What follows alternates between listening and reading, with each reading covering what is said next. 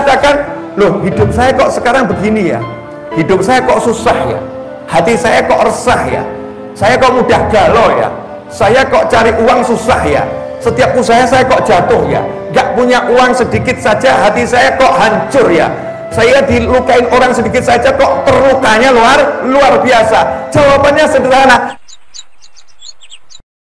Bismillahirrahmanirrahim. Nah, dalam hidup ini Nabi ngajarin semua hal, cara tidur, cara makan, cara masuk kamar mandi, cara keluar kamar mandi, cara duduk, cara bangun dari duduk, semuanya diajarkan Nabi Muhammad SAW. Kalau itu tidak kita tiru, jangan kemudian kamu mengatakan, loh hidup saya kok sekarang begini ya, hidup saya kok susah ya, hati saya kok resah ya, saya kok mudah galau ya, saya kok cari uang susah ya, setiap usaha saya kok jatuh ya, gak punya uang sedikit saja hati saya kok hancur ya, saya dilukain orang sedikit saja kok terlukanya luar biasa. Jawabannya sederhana, karena cara hidupmu tidak sesuai dengan cara Nabi Muhammad SAW. Tapi beda dengan para ulama al-amil, ulama yang mengamalkan ilmunya. Mau duduk, ingat Nabi kalau duduk bagaimana ya? Nabi kalau duduk baca bismillah, baca sholawat, langsung dia duduk bismillahirrahmanirrahim. Nabi kalau mau bangun baca apa ya? Nabi kalau mau bangun baca bismillah, baca sholawat, kemudian subhanakallahumma bihamdika asyhadu an la ilaha illa anta astaghfiruka wa atubu ilaik. Bangun. Nabi kalau mau makan gimana ya? Nabi kalau mau makan cuci tangan dulu. Tangan yang paling bersih di jagat raya, bahkan dari sela jari jemari beliau SAW mengucur air yang bisa untuk 1.500 orang minum, mandi, wudhu dan lain sebagainya, hanya tangan Nabi Muhammad SAW. Air yang mengucur dari diri beliau, air yang terbaik di jagat raya dunia akhirat, air surga kalah dengan air yang berasal dari tubuh Nabi Muhammad Sallallahu Alaihi Wasallam. Tapi kalau mau makan, Rasulullah SAW cuci tangan. Emang ada kotoran? Hasya wa kalla, nggak ada kotorannya. Tapi begitu Rasulullah ngajarin. Sementara tangan kita yang kotor yang luar biasa, mau makan nggak mikir cuci tangan. Padahal Nabi ngasih tambahan bonus loh. Siapa kalau mau makan dia cuci tangan, dijauhkan dari kefakiran. Makanya kalau kita ini fakir cek tuh, makannya cuci tangan nggak? Jangan dianggap remeh. Ini ajarannya Rasulullah, bukan motivator. Ini bukan ajarannya profesor. Ini ajarannya utusannya Allah, utusannya Tuhan, utusannya yang ciptakan kamu, ciptakan saya, yang ciptakan kita semua, yang paham segala-galanya dengan izin Allah Subhanahu wa ta'ala. Nggak ada ajaran Nabi kecil, nggak ada. Nggak ada ajaran Nabi remeh, nggak ada. Semuanya mahal, semuanya luar biasa. Kenapa? Ajarannya utusan Allah, berarti ajarannya Allah, ilmunya Allah. Nah kalau kita nggak ada takzim dengan sunnah-sunnah Nabi Muhammad SAW, repot. Imam Ahmad bin Hanbal, ya Ahmad bin Hanbal atau Abu Hanifah, coba kita lihat. Masya Allah, Imam Ahmad bin Hanbal kalau saya nggak salah ingat, makan semangka sama orang-orang yang lain dimakan, semangka nggak dimakan. Saat itu beliau ditanya, apakah haram nih semangkanya? Maka beliau menjawab, semangkanya nggak haram. Cuman dari tadi saya coba ingat hafalan 1 juta hadis, saya hafal 1 juta hadis. 1 juta hadis hafal. 1 juta hadis yang saya hafal tadi saya cari cara makan semangka seperti cara Nabi Muhammad SAW. Ternyata saya nggak ketemu cara makan Nabi kalau lagi makan semangka seperti apa. Saya tidak akan makan sesuatu kecuali mirip dengan cara Nabi Muhammad SAW. Buat saya nggak, kalian silahkan makan. Dah, saya cukup ini saja. Luar biasa. Makanya kalau kita lihat para kiai, para guru, para ajengan, para habaib yang amil mengamalkan ilmunya, walaupun dunia ini jungkir balik, walaupun masalah itu bertubi-tubi, orangnya tenang saja, nyantai saja. Kenapa seperti itu? Karena rohnya, semuanya, pikirannya, hatinya kuat. Kenapa kuat? Karena sudah kena vitamin-vitamin amal yang diajarkan Nabi Muhammad SAW. Sampai di sini jelas? Alhamdulillah. Ini cara hidup Nabi Muhammad SAW. Dan cara Nabi itu semua gratis. Anda mau ikut motivator, pergi ke hotel, ikut seminar, bayar. Betul atau betul? Beli bukunya, bayar. Harganya lebih mahal dari buku yang lain. Betul atau betul? Masya Allah. Mau selamat dunia akhirat, yang mengiklankan itu Allah. Jadi nggak mungkin keliru. Yang ngiklanin Allah. Laqad kana lakum fi Rasulillahi uswatun hasanatun liman kana yarjullaha wal yawmal akhir wa dzakarallaha katsira. Buat kalian semua yang mengharapkan Allah, mengharapkan akhirat, yang suka zikirnya banyak, bukan yang zikirnya dikit. Karena yang zikirnya dikit itu ciri-ciri munafik. Orang-orang munafik Allah sebutkan dalam Al-Quran, la yadhkurunallaha illa qalila. Munafik itu zikir, tapi zikirnya cuma sedikit. Itu Allah yang bilang. Jadi kalau zikir kita sedikit, berarti kita mirip orang munafik. Mirip, enggak munafik, tapi mirip. Siapa mirip suatu kaum, maka kelak akan kumpul bersama kaum tersebut. Man tashabbaha biqaumin fahuwa minhum. Siapa mirip dengan suatu kaum, menyerupai suatu kaum, nanti kumpulnya bersama mereka karena udah masuk dalam golongan mereka karena mirip. Sama pakaiannya. Saya bukan pakaianmu sama, angkut semua.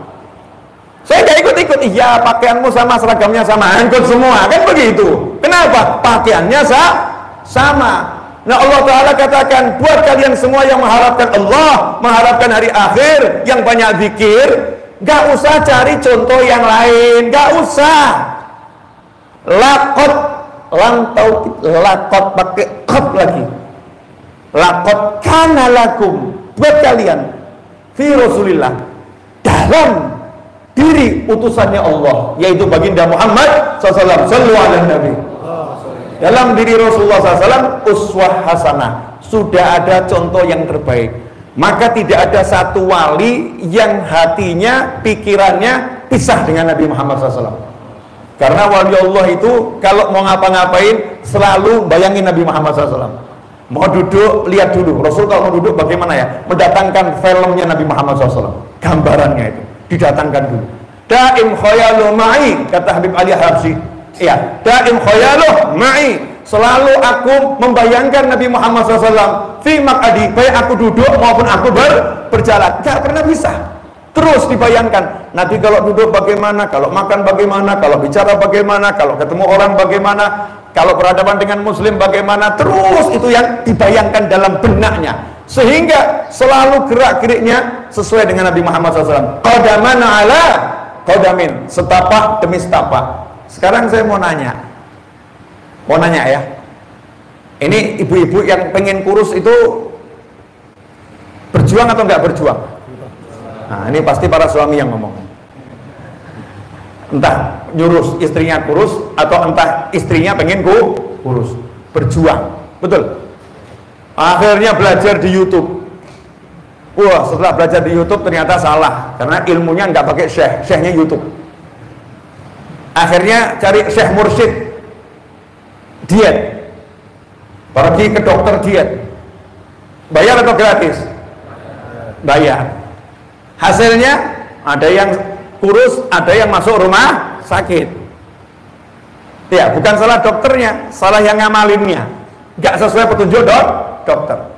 Tapi cara Nabi SAW gratis, nggak ada bayar. Saya mau nanya, duduk baca bismillah bayar atau gratis? Gratis. Mau duduk kita baca sholawat bayar atau gratis?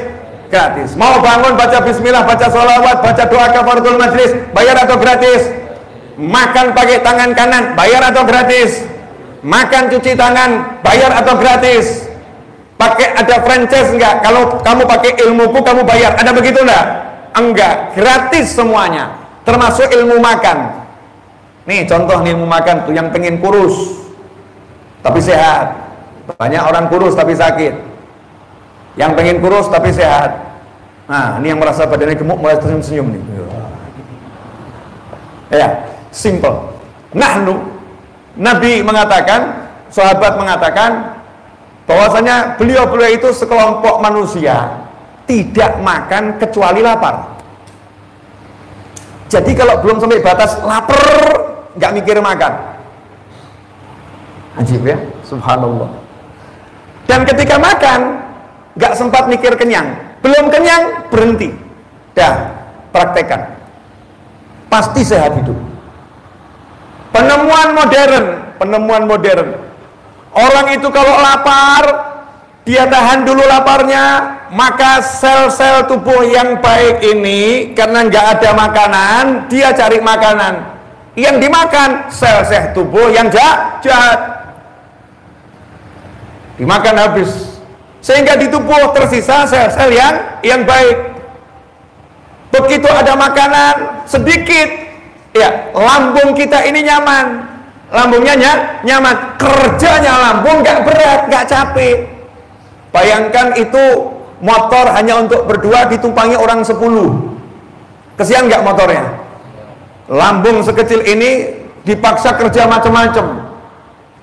Akhirnya lambungnya kerjanya nggak maksimal. Akhirnya nggak bisa dicerna dengan bagus. Akhirnya masalah buat lambungnya, masalah buat jantungnya, masalah buat livernya, masalah buat otaknya, dan seterusnya.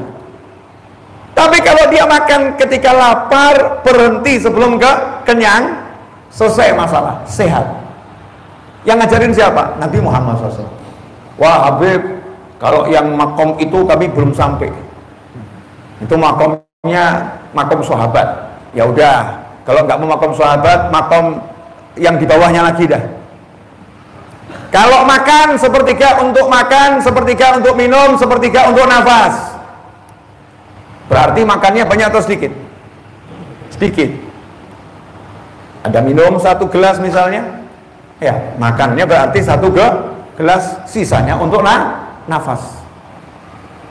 Kita enggak, dikasih tahu makannya sepertiga, oh tenang, masih muat. Cukup, masih muat. Udah penuh, dikasih tahu sama orang, ini udah penuh. Enggak apa-apa, air tahu jalannya. Air kalau masuk pinter cari jalan. Nafas. Oh nafas urusan nyawa urusannya Allah Ta'ala. Waktunya mati, kalau belum mati ya nggak mati. Ngeyel. Ini belajar dari mana? Nggak belajar dari Nabi Muhammad SAW.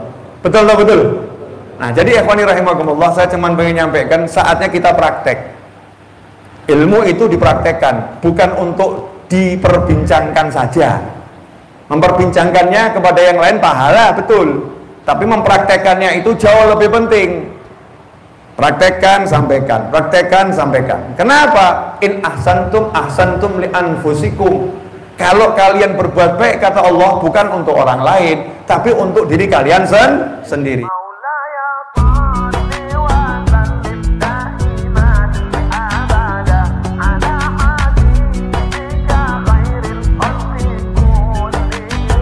Maula